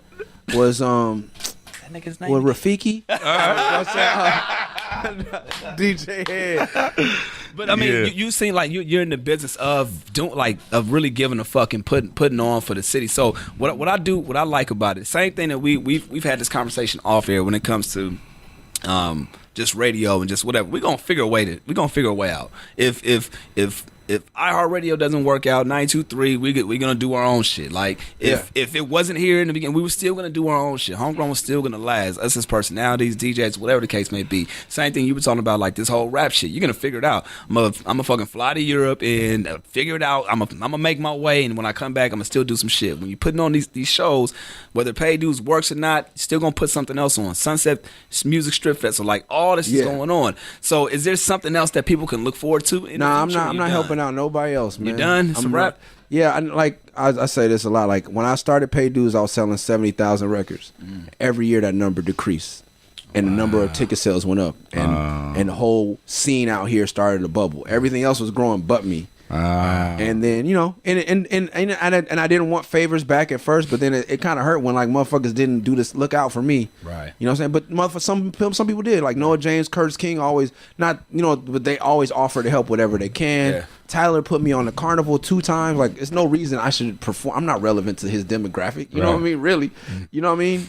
But to look out for me and, like, oh yeah, like, I broke bread with you, Tech Nine. Some people, like, really looked out. Hell yeah. But other than that, man, I know, like, this business, you really got to look out for yourself. And I've paid my dues, technically. Like, I've given back to the community. I did it because I was on Warner Brothers. I had a lot of money that I don't buy Ferraris. I had a nice sports car. I had a nice apartment. I didn't have no kids. I was like, what am I going to do? I want to give back because no one provided a platform. And also, we were talking today on a show, like, no one was doing things to add to the legacy of hip-hop. For real, like, underground hip-hop. Like, there's Summer Jam, but you don't drop your kid off at Summer Jam. Right. You know what I mean? I wanted to Warped Tour, and I was like, I want to create this environment for our scene where there were 12-year-olds that grew up going to pay dues, and by the time it was done, they were 20. And they grew up and they had a chance to see Curtis King. They had a chance to see Macklemore do the outdoor stage and then do the main stage. Same thing with Black Hippie. Same thing with Dom, Nip. Like, you know, see Mobb Deep. They had a chance to see You and I. They had the chance to see, you know, You and I, to me, was a great group and a great live performance. Like, that was it. You know what I mean? No, wait, they didn't even make the stage. Sorry. Right. They broke up right before the show. Third. That was the first third show. Like, that was in this Dom, to see Dom go on in the middle of the day to going on later at night. Like, to see, you know, like, it was dope for me to do that, but I was thinking about the culture and not myself. Like I'm one of the few rappers that has a brand that lives. Pay Dues lives outside of me. Right. Well, Whether it wasn't built on my back, it wasn't built on my name. Like I did something for the community. Same thing with it, like LACMA. Like I'm the only rapper to have rappers at the LA County Museum for Art. Freddie Gibbs out there saying "fuck police." Vince Staples at LACMA. You know what I'm saying? Crazy ass was dude Joey Fats. Joey Fats. At LACMA. Man. You know what I'm saying? Jizzle at LACMA. Yeah. You know what I mean? Like it's dope. Like I Sunset Music Festival. You know what I mean? Yeah. DJ Quick, Riff Raff, all of like Riff Raff. Yeah. you know. Well, yo, never mind. Yeah, that's that was a whole other. Yeah, so, but it was it's a like I enjoyed that I did that, but no more, man. Somebody else got to do something for someone. Like So how do you? I got to focus on me. How do you not going through all that? How do you not become bitter? Man, I hate to be like traditional or Cliche was shit. cliche. Thank you, brother. I got you, man. Man. I'm here for one. Just one. That's the only one I'm All gonna right, get throughout go the for night. it. That's I don't it. hate to be cliche, but like, man, I've seen too much real shit, man, to complain. You know what I mean? Like, I got homies that really can't get a job, man. Homies that really have to pimp for a living, that try to do good. That, you know, my niggas are telling me a story about like, oh, I got shot on my way to the store. I had to live at a halfway house. I went to the store. I got shot. I got grazed, but I couldn't go to the hospital because if I report that I was shot, that's a violation of my probation. So I just went home and put a towel on it. I'm like, nigga, Wow. That's crazy. Yeah. who gives a fuck? Niggas not sending my feature back. I'm doing like I'm still rapping for $1,000, $15,000. I could get gigs. Yeah. Like people was trying to give me money to rap. Man, I don't got nothing to complain about. Like I'm really from this shit. You know what I'm saying? Like I'm grateful for every day above ground. And being a black, you know, kid from where I'm from, like it's not, and I'm not even from the east side. Like I'm from West LA, but still, you know what I mean? Single mother, like I did a lot, man. I seen the world. I'm not about to give that up to be bitter. I don't have my, you know, my baby just died. You know, I buried my stepfather and my dad. Like I got a lot to be sad about, but I got a lot to be grateful for. Be grateful for. That's dope that you could see that though. Like a lot of people focus on that negative energy. Yeah, I think that just buries you. Like it just, you know what I mean? Like it just compiles and to the point where people start to feel like they're suffocating. I heard that word, you know, before thrown around. Like when you tap into the negative energy. I believe in the law of attraction. Yeah, you might. Yeah, and after like I literally after our baby died, like I don't know what I believe in no more. But I know it's not being negative. It's not being mad about it or sad about it. Isn't gonna help, but To dwell on it. yeah, and like so I could dwell on niggas. Oh man, I put that nigga on, or I helped that nigga out. Niggas tell me, I'm like, all right, man. Well, that's it's just the last time I do something for you. But not that you, and also too, I've seen enough of this industry where you might think you want to be somebody till you see what they really going through. A lot of time you getting blocked from the that's your blessing. That's God's from not getting there. Yeah, like I see some of the things some of these guys got to go through and who they have to deal with and answer to, and not me. Not happening. Who like in your current situation, right? Are you glad that it's this, or do you have any regrets up until today? Like, would you have done any situation differently? Man, I think there's one. I used to like to say no, but there was one time my booking agent told me to take a tour, and I took another tour, and I probably should have took the other tour. Yeah. But but it's all part of growth, man. Like, but you still now to this day you look. I'm sure it would have done one of the other one. Yeah, things might have been different if I took that other tour. Damn. But it wouldn't be who I am. Like, what tour was it? I can't say. I would say, but it was a tour. With an artist that was popular at the time that's not popular anymore. Gotcha. I knew they wouldn't be popular, and I had a choice to go on the road with Tech 9. And I was like, man, I can go on tour with somebody who's going to have fans that are going to like me forever, or I can go on But if you go on the tour with the hot artists, you meet all the hot people. Right. And I would have met a lot of people that were associated with that tour that are now doing big things in the industry. But I just never been. I wasn't cool in high school. It wasn't popular, so I don't know how to hang around cool people. Right. Yeah. You know, like I don't know how to do that, and I need to learn. And I don't know how to be fake. And people used to always ask me like, "Why do you like E40 so much?" Because he's real. Right. My friends were like, "That don't matter." He said, "Hipper than a hippopotamus." That sucks. Yeah. And I'm like, "But you know what?" He also said, "Buy some vending machines and blah blah." Like that's real hood shit. Like. I like what Plies was saying, because Plies would talk about getting fucked with when you're going to go visit your homie at the metal detector, going to, visit your homeboy that's locked up. Like, I like when people put real ghetto experiences in the music or just authentic material. Right. And those always aren't the biggest ones. Because you got to have a little bit of, And I'm not saying they're fake, but they know how to play the game. And I don't play. Like, I'm trying to learn how to be like, hey, what's up, man? Like, hey, let's build, brother. Yeah, let's build. Let's like, build, blah, blah. fam. Let's build. Hey, You know, fam, 'cause you there's- got my you know- contact, right? Hey, you know who you should get with Terrace.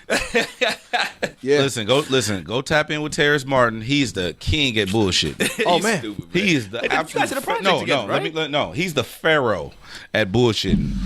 I mean, I heard him say one time, he said, listen, man, you know, we gonna work together when God says it's time. You know, we don't want to rush God. I'm like, Man. Yeah, he has some one. Man, I did an album with him. I say he had did, that my you know, favorite album project. I've ever done. My fans hate it. My lowest selling album, my biggest brick of all time Really? is Murs and Terrace Martin are Melrose, and I love that album. It's my That's favorite shit, album I man. ever did. So I know I'm supposed to plug my new shit. I like my new shit too. Yeah, nah, but I get it. You know, this is I my like favorite album. you know, I like my new shit too. He said he don't know how to You be know what I'm fake. saying? So I mean, that's a prime example. Of But that right yeah, there. man, I love that album. But I had to chase Terrace all around Los Angeles. Yeah, Oh go- yeah, oh for yeah, sure, for sure, I man. had to track him down. yeah. Oh, you got to come over here. I'm with Quincy today. Oh, you got to come over here. Man, you ever showed up to Terrace Martin house and it's like some random female, Listen. 3 pit bulls, scheme, bad luck, problem sleeping on the floor. Like, it's just, I'm like, who? What? going I met on, so bro? many up and coming rappers. Right, like, right. Bro. oh, excuse me, Right. nigga, that's gonna be platinum next year. Sorry. Yeah. No, let me. Oh, know Kenneth the Crouch nigga. Yeah, upstairs. right. Like, okay. I went to go fuck with Terrace Martin one time. He said, "Pull up to the house, man. I gotta, you know, I need that DJ. You know how he fluff you? Yeah. He like so he fluffed me. I pull up to the house, far as fuck. I ain't gonna say where it is because then it could timestamp.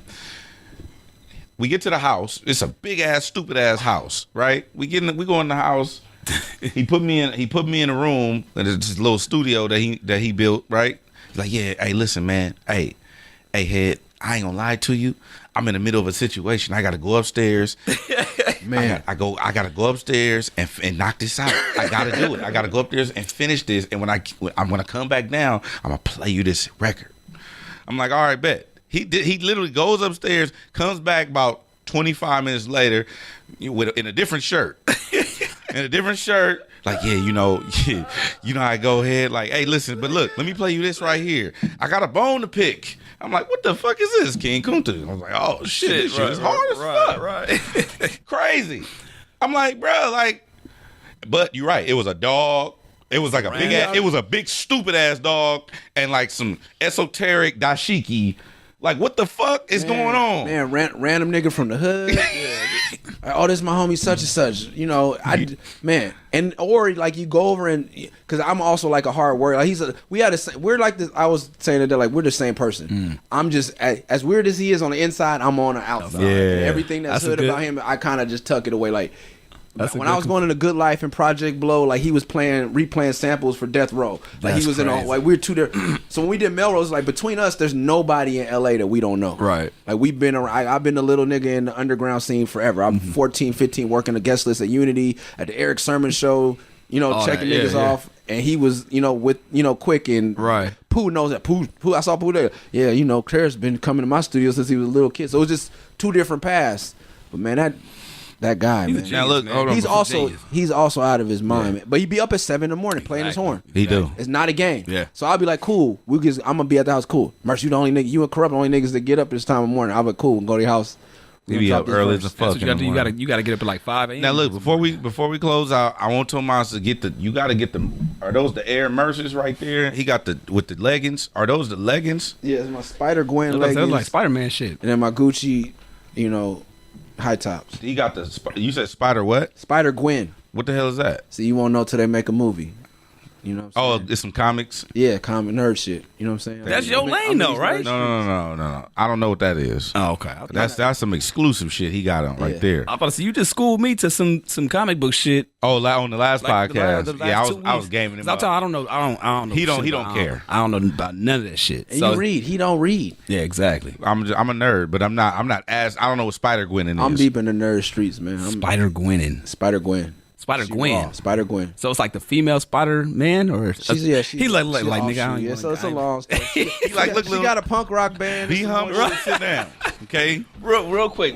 I do want to ask you this though, because you mentioned being, you know, obviously knee deep in the scene in the '90s or whatever, and there's a lot of people that talk about the golden age of hip hop, the golden age of rap, and the nostalgia that comes with it. You being in the mix around that time, man. Are some of the illusions and nostalgia that people talk about, is that shit really as is, or just like, man, that was just a time that was just good and it is what it is? I think these kids are having as much fun, man. Like, they too high. Yeah, that's the thing. I think the point wasn't to go get high. The point was to go have fun. You know what I mean? And maybe they're having fun, and like everybody, it was just a different point. People like I don't say fetish. Like they silver line it with like everything wasn't all peaceful, especially LA. Like it was hard for me to get out of my knucklehead mentality when, you know, a rapper called me and told me about the TDE situation a long time ago. Pooh told me about it. Rapper Big from Little Brother, one of the first people fucking with him. Yeah, I fuck with Rapper Big Cool. And he was like, oh man, yeah, you know, we over at like Carson Watts somewhere, you know. Oh yeah, this new Schoolboy Q, he's from Hoover, and this, you know, he's from North Carolina. He's not describing it with any. I'm like, it's a nigga from Hoover with a nigga from the nigga cigar. Yeah, to somebody from here, that don't sound. I was like, bro, like I can't go over there. Yeah. I literally told him, he's like, you should come over. I was like, pulling up over there. I was like, I don't know. You know, I don't know. Like I was like, you can do that. You from out. I was like, It's different, right? It's different for me, man. Like I was like, but that seeing it, and when I finally met all those dudes, I got in my room. I was like, this is the future. Like it's crazy. Like older heads like me. It wasn't like that. Like you go to Summer Jam, it's gonna be problems. Oh man. You know, like you go out to the Hollywood Athletic Club. I've been there to see Daz Dillinger at his, you know, album release party do. Oh no, niggas must want to get killed tonight. Yeah. 6-0's beating the shit out of security guards. Crazy. My homies tripping with some other niggas. Like it was crazy. Like that was the era. Like and it wasn't all. And I was also at Wu-Tang's first show in L.A. in an abandoned warehouse in downtown L.A. Wow. 15 years old, high in a motherfucker, like seeing Method Man and all. Like it was some good parts to it, but it was like, you know, niggas terrorized me all around the city. Tag bangers, niggas chasing me with pistols because I beat them in a rap battle. I was a young nigga serving niggas. Crazy. Now it's safer now, and there's things that are better. It wasn't all great, but it was fun because I lived it. Yeah. But there ain't no Wu-Tang. There's nothing like. There's not that authentic feeling. Everything is very structured, very safe. And it's a different feeling, you know what I mean? Did you see the thing with Waka and Lil Xan? No. Okay, so basically Lil Xan basically doesn't respect Tupac. He said Tupac is boring. Yeah. Okay. Yeah. So Waka basically said that Lil Xan is banned from hip hop.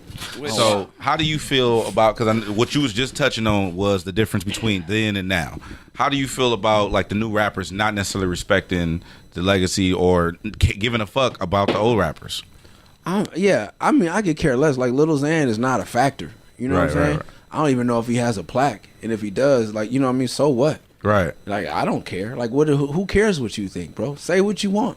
You know what I mean? Like, I feel that. Like, it's too many gatekeepers for you, like, you know what I mean? Yeah. And I as much as I've said it on my hip-hop little DX thing I used to have, like, we can't throw nobody out of the culture. Unfortunately, fortunately, we can't. You know what I'm saying? Unless we all really get together, but then we're gonna have to have a council and some organization and like, you know what I mean? Dialogue. Yeah, like, and then if he's banned from hip hop, he better not make a record, or what's gonna happen? Right, what are the consequences? Yeah, like, okay, and how can we enforce this without the federal government taking more niggas to jail? And is it really worth all that? No. Like, say what you want. You look like an asshole, bro. You look ignorant, and keep it moving, man. Like, it's not a thing. Like, but yeah, I heard we got a bone to pick, man. Hey, Piped Up is a hot song. Comethazine is a raw nigga, man. Go. Listen, that's on go. That bands. No, I didn't hear that one. I only heard Piped Up. Okay, see, no. Let me. And I'm glad you brought up Comethazine because he stick his beehive on me or whatever they was called. And the thing is, I was critiquing that one song. So you have to go watch the whole video. Okay. But yeah, I was critiquing Comethazine's band's song, and that song is trash. Okay, I haven't heard that song. And I stand by that. I haven't heard his other songs. Piped Up is go. I haven't heard Piped Up. It's like, but when I asked the person who brought up Comethazine, and I asked the person, I said, I literally, matter of fact, this is some behind the scenes shit that nobody know. I'm gonna tell you right now. When I said that his song was trash, he was like, he hit us up and was like, yo, that's not, you hurt my feelings, it's not right.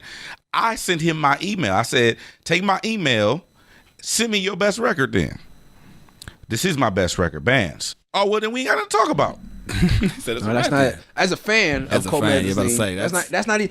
Why would he say that when that's not even the song that has the most plays on Spotify? Wow. By a long shot. Okay, well, I never went to a Spotify. Yeah, I go don't to know. a Spotify. I don't know anything Pipe about Up it. has 400,000 plays. The other songs have like 100,000. Okay, well, I don't know. As an artist, sir, as a fan of you, and as a veteran artist, don't ever take your personal feelings into it. Exactly. Tell people your best song is what the people like. Exactly. That's your best foot forward because you're going to ears that aren't your own. I know for, like I just said, my favorite album is Melrose. Didn't nobody buy that Right. shit. Yeah. I love it. But you're not gonna go on record and say, yeah, it's my I best didn't go shit. and perform it in my Right. fans' face like, Right. y'all gonna like this. Yeah. Right. This is my best record. No, you don't know your best record. Your fans know what your best record. And as a fan, Piped Up is your best record. There you bro. go. It go. West Coast. I haven't heard Bands yet. I'll listen to it. I might like it. He might not like it. Bands we is might trash. agree that it's a trash song, but that doesn't make you a trash artist. I didn't say he was a trash And, artist. no, I'm just talking Yeah, because you you hurt your articulate- feelings. got Don't you. let people hurt your feelings, man. Because you got 1,000 motherfuckers that like your shit. One DJ Head don't go ruin don't- your it career. don't matter. One Murs ain't gonna make your career. Exactly. One Dr. Dre though. It's a whole different story. Whoa. is there? I'm glad you brought that up though, because I'm so glad you brought that up because I wish we were just talking about this earlier. We can close out right now. I was just talking about this earlier with my manager, and he was saying how in hip hop there's no big homie program.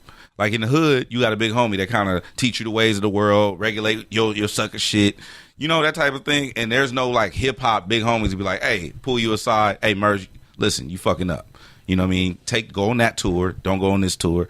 Do this. Don't do that. You know what I mean? That type of shit. And I think that the more we have that, just like other genres and other, you know, less melanated cultures, you know. Yeah, I think, but my thing is like with paid dudes, I try to do that. Yeah. And as niggas get on, Yeah. they stop listening. Yes, they do. Or like I've approached rappers like, bro, I don't want your beat. I'm just trying to tell you, you have a crew. Mm-hmm. You should, that apartment y'all living on, use that advance you got to buy that apartment building. Mm-hmm. So then all your niggas live for free. Then there won't be animosity later when, you know what I mean? Like, When I'm somebody trying to game you up. Like, you know what I mean? Yeah. Don't do this. They don't Like- want that advice. Like, there was an artist one time that, you know, there was a big thing going on with the older West and the new West. Yeah. And I pulled one of the new West artists. I was like, bro, don't do that. Yeah.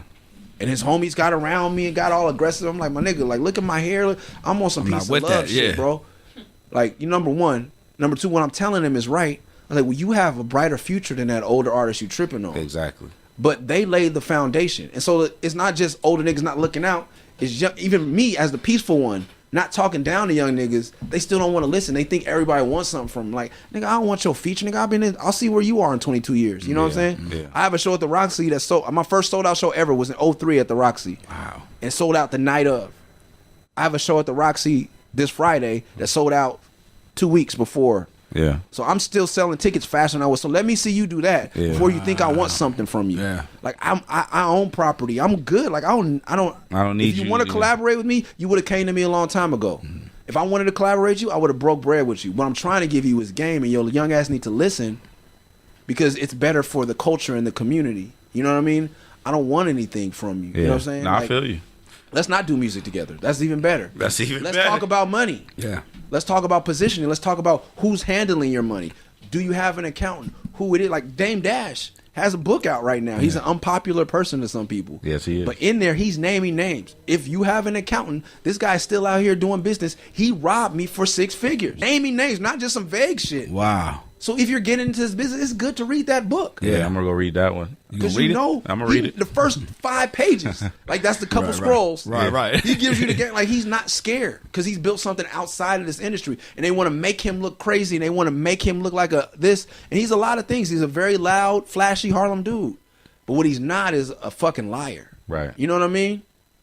And if he is lying, I don't Doing know. a hell of a job or some Yeah. shit. Yeah, Right. sociopath. Yeah, exactly. 'Cause he convincing me. But and he could be wrong about some things, but what he's saying is he's coming from the heart. He Right, speaks right. from the heart. Yeah. Maybe he speaks too harsh, too much Yeah. from the heart for some people.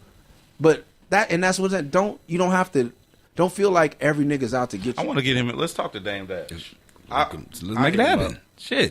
Yeah, I'm having a party Thursday night. He should come. He should be there. And he's another nigga too. Every time I call him, like clockwork. What Pick you need? up? I got you, bro. Like, what you need? All right. Yeah, we definitely should talk. Damn. To him. He should come on Homegrown. No, It'll be interesting. Yeah, no, we gonna definitely talk. Y'all to him. won't talk. I'm Just cool. listen, I'm gonna cool with that talk. too. Nah, I'm cool. for you. I gotta give y'all props, man. It's Appreciate really that. nice to see you guys Thank be you. on the air on a major radio station. That was great, man. I never thought y'all was gonna make it, man. Yeah, he's like these niggas gonna be in an apartment forever. Yeah, I thought we was gonna be here forever, man. Nah, man. You know, it's growth and progression. Yeah, you know, he's still, you know, Head ain't brought me up there yet. You know, the white boy brought me up there. Bootleg Cat. Well, that Head didn't even bring me in the building. Well, he has privilege. I don't. Oh, hello, West Coast. Ooh, talk about it. Ooh, and we're proud of you for having your hair, cutting it, and growing it back. You know what I'm saying? I tried, man. I see what you're doing, I can only man. do so much, man. I might not get a plaque, but you got the plaque. I'm gonna be the most homelessest looking nigga ever in rap. You know there you go. Niggas ain't gonna ever take that from you. Give man. them the name of the album one more time, man. Strange Journey into the Unimaginable. There's nice songs on there. I really, you know. From the heart. It's produced by Seven. I didn't even talk about the music. There we go. That's what we do. He produced all the Tech Nine stuff. He's a cool ass white boy that makes music for black people. I think because he's been married to a black woman for 18 years, I think he understands. So, does he know how to make greens though? I would assume so. Okay, so if you know how to make greens, you know how to cook up these beats. Then, yeah, too, right? yeah. There you go. Okay. He's so he blessed me with a lot of beats, and we got Patrick Page from the internet. He's from Midtown. He's on there. My homeboy John Gibbs is on there. Fashion Prof. Who else? I called Terrace. He didn't come through. So I got my sounds about right. He was making turkey tacos. Chris Bowers to play on it. Chris Bowers. He's hot. Yeah, I think that's all the feature. I'm trying to make sure I shout out Chuck Treese, who's a legendary drummer, played on it, and yes, Propaganda, the Christian rapper. Shouts out to Propaganda, man. That's all. Like we had him on a couple months back. So y'all go to heaven. Nah, we had Prop on here. I didn't even, honestly, to be perfectly, I didn't know he was a Christian rapper. Oh, okay. I just fucked He'll with tell his you music. he's a Christian who raps. Oh, okay. Yeah, no, we had Prop on here. We had a real good conversation. Okay, you talk about the Lord. Nope. No. We was cussing. They That was the funny part about it. The funny part about it and all kind of shit is that he got flack for that interview. A lot of his fans. Yeah, I know. Was they was killing him on the. They was like, man, we fuck with you, but we ain't fucking with this interview, man. They was like, yeah, he's cussing too much. Yeah, So, he went on tour with me. Oh yeah, real quick. What you call it? Murs tour. In the fall, possibly with Open Mike Eagle. There you go. Two weird niggas. One from the south side of Chicago, one from the west side of Los Angeles. We're gonna go out and do weird nigga shit on stage. As you should. For a bunch of white people. And you said you made this album and my brown folks. And you said you made this album within 5 weeks? Yeah, 5 weeks. Wow. Okay. Most of my albums are really short. Like my most popular album at the fans, Comethazine. The fans say my best album is Murs 316, the 9th edition, produced by Ninth Wonder. We did that in 5 days. Crazy, dog. So, and me and my Ninth Wonder have never recorded an album that took more than 6-7 days. Do you prefer to work under like that? Not necessarily that pressure, but like in a shorter time. Sunspot Jones. I could write you a song in 30 minutes because I used to be in a pressure cooker. Got you. So that's your comfort zone for the most part. Yeah, if I hear a beat and I feel it, I'm able to articulate how I'm feeling instantly. Got you. And what I do is like hip hop, not water ballet. I'm not as technical as Tech Nine or Kendrick or some of the other great rappers like that who are just I'm expressing feeling. I'm more from the old dirty bastard Biz Marquee school of shit where it's just this is how I feel and I want people to feel it more than I want them to think about it. Got you. Man, I'm sorry, I have to bring this up. You rap for fucking 24 hours? Yeah, 26 hours. 26 hours? Yeah, man. What the fuck? Boost Mobile campaign, man. Oh, okay. Unlimited minutes. It was on. And I thought I was consulting. I told them, yeah, like, hey, man, that's a great idea. Y'all should have somebody rap for 24 hours. And they're like, great idea. Yeah, where our budget's set up. Oh, and I was like, well, fuck it. I'll do it. I need the money. I'm gonna go ahead and do this. And then when they told me I could do other people's shit, like it made it like I'm not capable of freestyling the whole time. Yeah, and that's it. And I think didn't somebody give you some flack for that shit? They were like, "Oh, you didn't freestyle." It's like Supernatural OG. He was upset. I'm sorry that he was upset. I didn't mean to upset him. But yeah, I'm not great like he is at freestyling. Right. I wasn't trying to take his shine or step on his toes at all. What I did, he called it rap karaoke, and I guess some people thought that was a diss. No, that's exactly what I did. Right. But I also did 3 hours of my own material on top of all which, like, I don't know who has 3 hours written, and there's no breaks. It wasn't let the beat drop in 4 bars, but I had to be rapping the whole time. God damn. So I had 3 hours worth of rap, 180 minutes worth of raps. Crazy, dude. Like to say of my own. Shit. So, and then I did 180 minutes out of other people's shit because I think it's important. Also, I do covers, like I think Snoop doing Lottie Dottie. It's important. Like I used to love her by Common. We should cover more songs because that solidifies them as classics. Right. Yeah. It's not about stealing other people's shit, but you know what I mean? Someone should make sure they do a version of Huh, because Juvenile's Huh is like a classic hip hop record. It changed. Yeah, because I knew Lottie Dottie from Snoop. I didn't realize that was another song until after the fact. I was like, oh shit, Slick Rick. Oh, okay. Yeah. Damn. Yeah, and R&B does it, rock does it. We need to do that and encourage it more. It's not biting, it's paying tribute. So I did that for 3 hours too. I did Wu-Tang, I did, MF Doom, I did songs that I did. It was a good day, but I had to make up a hook for it because I couldn't just let the Right. So it was I did Bow Down, like stuff that All types of shit. yeah. So I was a rapping ass nigga for 26 hours, and anyone that tries to discredit me probably hasn't tried to rap that long. That's a long ass time. That's a long ass time, man. I respect anybody who's gonna do that. You know what I'm saying? Well, brother, I appreciate you, man, for always coming through and hanging out with us and just catching up, man. Good times as always. Hell man. yeah. Yeah, Thank man. you. Are y'all gonna let me come up to the white people radio station or what? You was there with the white boy. Yeah. I want to come with the brothers. You man. don't need to be there with the niggas if you there. Yeah. You already in the big house. You in the big house, brother. Don't demote yourself. I want. Okay, all right. I see what you're saying now. He's I see what you're saying. You made the big boy wall. Yeah, I did. I'm on the big boy You wall, are on bro. the big boy wall. Hey, you don't even know what as an LA nigga, that's a lot. Who man. you? Nigga. Bruh. We ran them niggas. What are you talking about? Like, We work with the niggas. Yeah, Like, that's like- crazy in itself. He's a real dude, man. Yeah, Every straight time I up. see him, we were at Disneyland one time. This lady came and told the craziest story. I forgot what. You were on a tour bus, and then my friend got on with this guy, and this like. He was What the fuck? like, okay, like I was like, but he didn't freak out. He was just calm. I was like, you just be out here, man. Like it's really dope. Big Boy is a really asset to this community. Legend, man. Super. Yeah, I don't know about my boy TF Third though, man. Hey, No, listen, no. It's the Breakfast Club. Good morning. Nah, man. I'm gonna talk about him, man. He always give me a hard time, man. He don't let me get on no songs, man. He don't, He don't fuck with you? I don't know, man. TF Third, you fuck with me, bro? What's up, man? Look in that camera and ask him. I don't Yeah, know. go ahead. Man, what's up, bro? Nah, They're gonna use that clip right there. I was like, That's the nah. clip. That's the intro to the. Nah, man, that's my little homie, Yeah. man. So I'm thankful because I wouldn't have met him without Big Boy. Yeah. So he's in the community. He's everywhere. You're lucky to get to work with him, man. How Shout much? out. Can I get a job? No. Not at That all. was fucked up. No, it's some real I'm shit. radical. I mean, you could have thought about it It's some real for shit. a second, my nigga. Radical Like, honesty.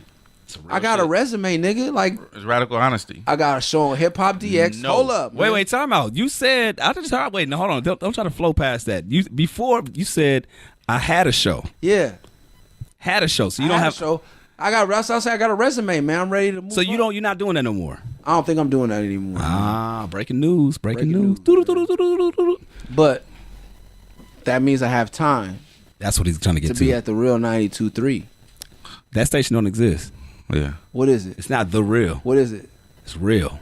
Oh, I'm sorry. It's not the. Before I turn it, I can erase that from my resume. so if you right walk quick. in and say, "Yeah, I need a job at the real," interviewed over. Done? It's done. It's a wrap. If I put just THE, If you put THE, it's a wrap. he not even gonna read my resume because he's gonna have He to ain't scroll fucking too with many it. pages. Exactly, man. Murs. Can I intern? Murs. Can I intern Murs? at Homegrown Radio? Murs, here? thank you for coming. Bro. God bless and good night. Man, you can't do legacy artists. Like, I'm a legacy artist. I'm Monica's nigga. Yeah. Hey, babies. Hey, my loves. I'm going to need you. Tomas, swing the goddamn camera. It's the Breakfast Club. Good morning. Wait. We out, How man. many is this swing the camera thing an every week thing? It's every weekday. Not just today. That was We fly out. shit I just came up with right now. Tell Murs, tell him we out. Hey, we out. It's Homegrown Radio.